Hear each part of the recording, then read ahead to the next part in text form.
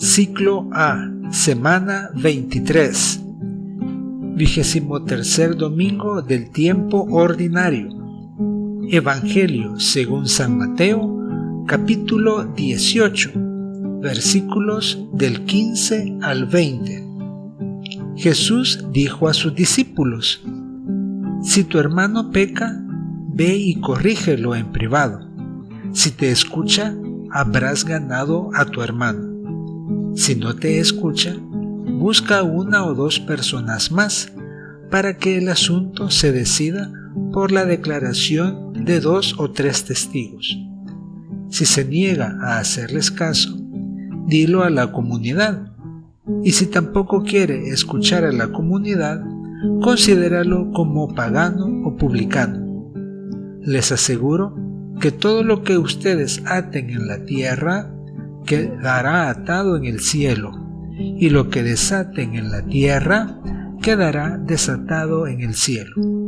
También les aseguro que si 2 de ustedes se unen en la tierra para pedir algo, mi Padre que está en el cielo se los concederá. Porque donde hay 2 o 3 reunidos en mi nombre, yo estoy presente en medio de ellos. Este es una porción del Evangelio de San Mateo. Comentario al Evangelio. El pecado, la acción que separa al hombre, al ser humano, de su Padre Dios.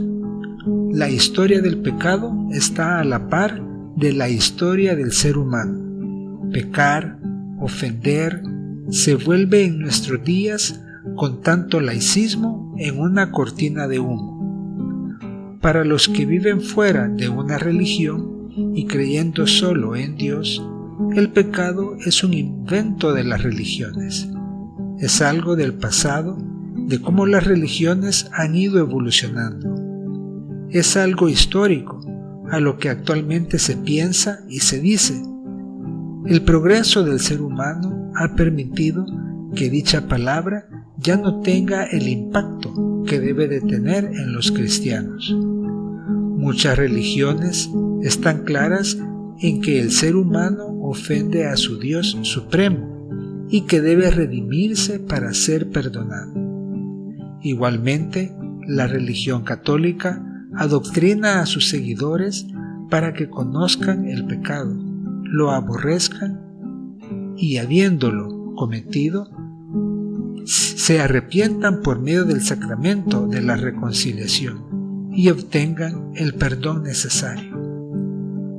Las personas bien educadas y con una conciencia bien formada saben y sienten cuando ofenden a Dios y buscan el perdón, y al obtenerlo se sienten también por dentro.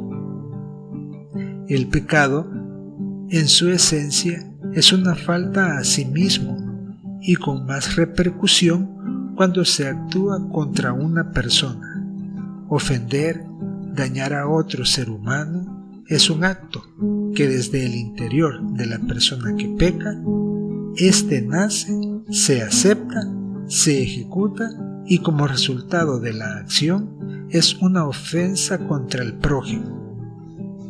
Quien es coherente con su vida tendrá un cargo de conciencia que siempre sonará en su interior y no parará hasta haberse reconciliado con Dios. El pecado se multiplica cuando en la acción cometida se impulsa o se involucra a otros a cometerlo juntos o separados. La acción es más grave, pues se ha motivado a otros a que se haga un daño. Junto al pecado está el demonio o Satanás, Lucifer, y el infierno como el lugar donde permanecerán eternamente los pecadores. Y a pesar de tanto infierno que hay, siempre hay maldad y el ser humano sigue pecando. Te preguntarás, ¿por qué si hay infierno el ser humano siempre peca? A través de la historia de la humanidad, luego de la muerte y resurrección de Jesús, nuestro Señor, el miedo ha sido el argumento fuerte para la conversión del hombre y el acercamiento a su Padre Dios. Todavía, a finales del siglo pasado, el miedo al infierno era una parte fundamental al impartir la catequesis a niños pequeños. Se enseñaba lo horrible y doloroso que el infierno supuestamente es para todo aquel que muere en pecado mortal, además del sufrimiento de las almas que no les corresponde ir al infierno, pero que deben purificarse en el purgatorio. Existe adherencia de la Iglesia a utilizar el medio, el temor al infierno y a Satanás, como los padres de familia que para controlar a sus hijos les crean el miedo a objetos, animales, aún personas que no existen. Hay casos en que los mismos niños pequeños llaman mentirosos a sus padres por esos argumentos. No podríamos juzgar si esto ha sido eficaz a lo largo de la historia, para que los creyentes crean y permanezcan más unidos y en gracia a la Iglesia. Aún vemos injusticias, discriminaciones, rechazos, guerras, hambre, pobreza, vanidad, entre otras cosas no deseadas alrededor del mundo. Entonces nos preguntamos, ¿cómo el ser humano puede actuar de esa manera aún sabiendo lo horrible que es el infierno? Probablemente algo que no se ve ni se puede tocar hace que las personas no crean más en esos lugares tan espantosos y así actúan como si el infierno no existiera. La maldad anda alrededor de los seres humanos, a pesar de todo lo que se ha dicho y hecho, que no podemos exactamente juzgar si ha sido bueno o malo. Así como se pinta la situación actual, pareciera que el miedo al infierno ya no convierte a personas, ya no acerca a las personas a Dios. Entonces, ¿qué se puede hacer? Sinceramente, creo que la respuesta es fácil y lo que hay que hacer es igual de sencillo.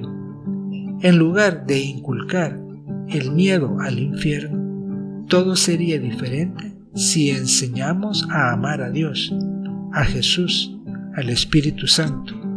Cuando de verdad aprendamos a amarles, entonces todo será diferente.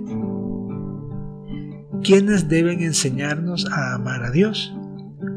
¿Podrán las personas que existen actualmente, aquellas a las que se les inculcó el temor al infierno, enseñarnos a amar a Dios?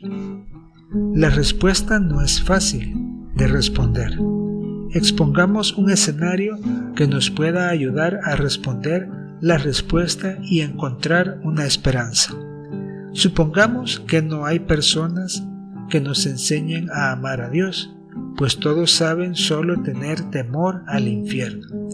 Entonces, solamente cada uno de nosotros puede encontrar esa manera de amar a Dios, pidiéndoselo al Señor en la oración, con todo el corazón, solicitando esa gracia y al recibirla y hacerla nuestra en el corazón, sí ya podremos enseñar a cada uno de nosotros a amar a Dios.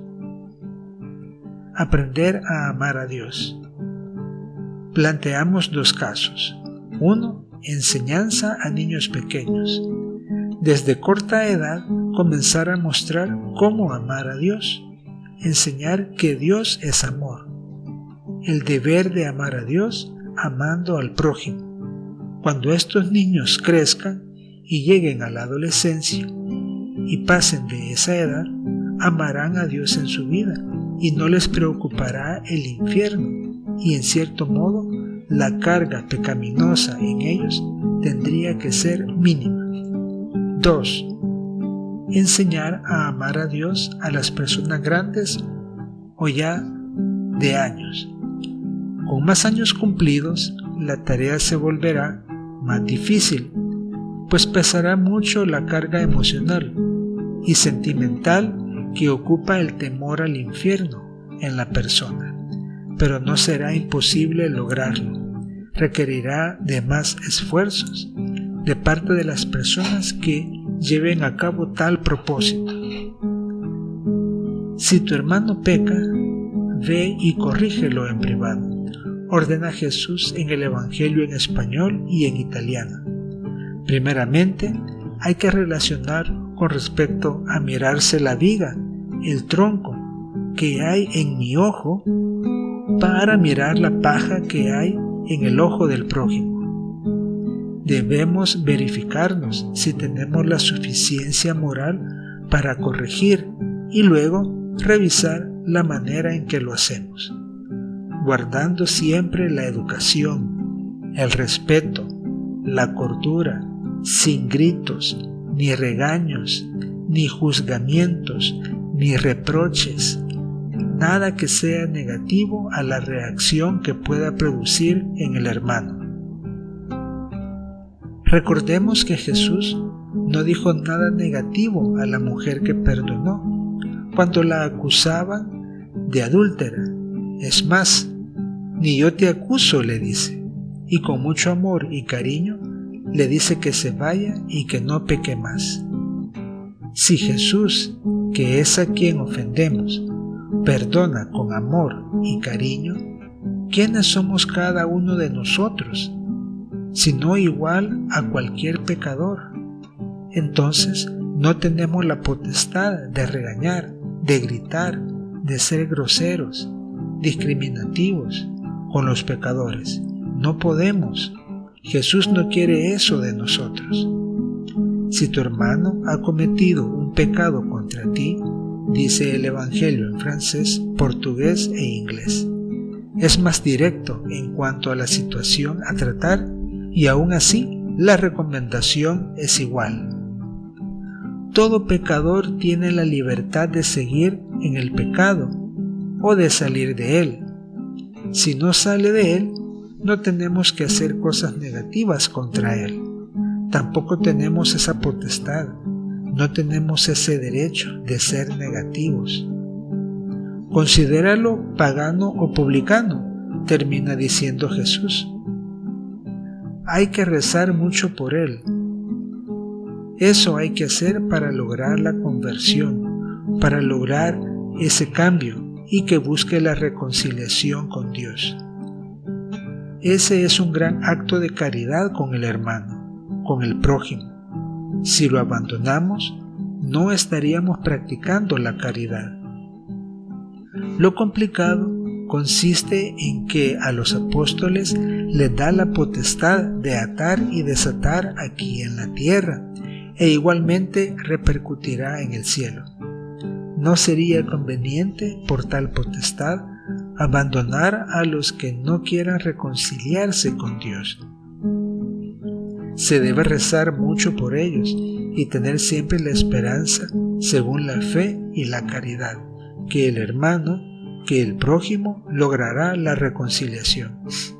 Por eso no podemos descartarlos, abandonarlos, discriminarlos, para que su destino quede predeterminado. Ante tal circunstancia, Jesús prosigue diciendo que si dos de nosotros se unen para pedir algo, o sea, para orar, nuestro Padre que está en el cielo nos lo concederá. Con más razón, Jesús nos está indicando que debemos rezar por ellos para lograr la conversión. Donde hay 2 o 3 reunidos en mi nombre, allí estará Jesús en medio, principalmente dentro de las familias, con lo mínimo, padre, madre e hijo. Ellos pueden lograr que Jesús esté ahí y que Dios conceda lo que se le pide. Jesús lo recalca, lo remarca, diciendo, en verdad les digo, les aseguro que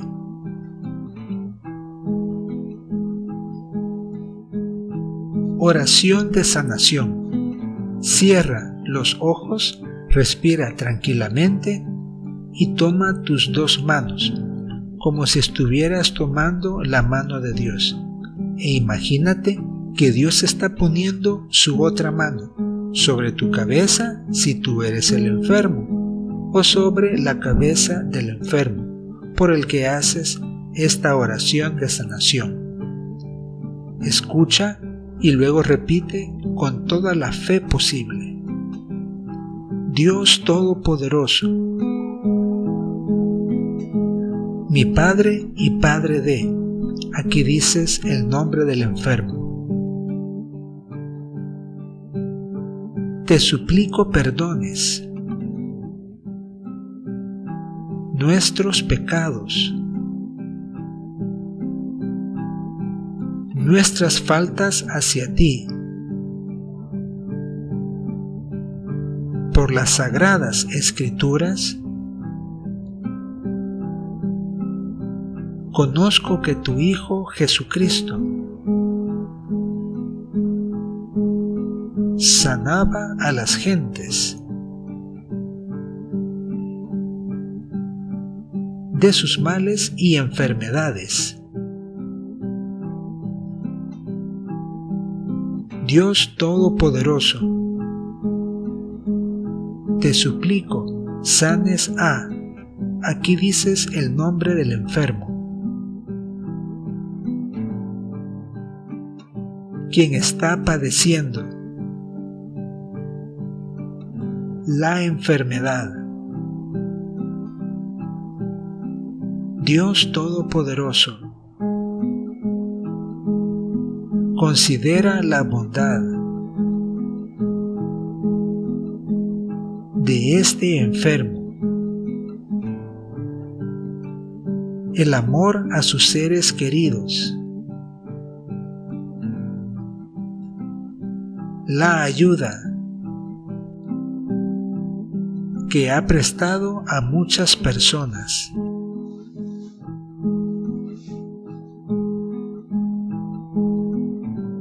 Dios Todopoderoso, Creador del cielo y la tierra, de todo el universo, tú gobiernas la creación. No hay mal ni enfermedad que te doblegue, que a través de tu mano poderosa que dio la victoria a Israel, asediada por sus enemigos y por la intercesión de tu Hijo Jesucristo,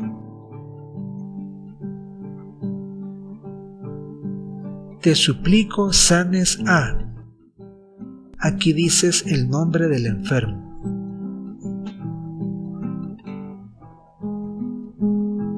En tu nombre, Dios Todopoderoso, junto a tu Hijo y el Espíritu Santo, se haga de la manera que tú quieras y cuando tú quieras, y danos la alegría de ver a, aquí dices el nombre del enfermo, sano de esta enfermedad. En el nombre del Padre, del Hijo y del Espíritu Santo. Amén.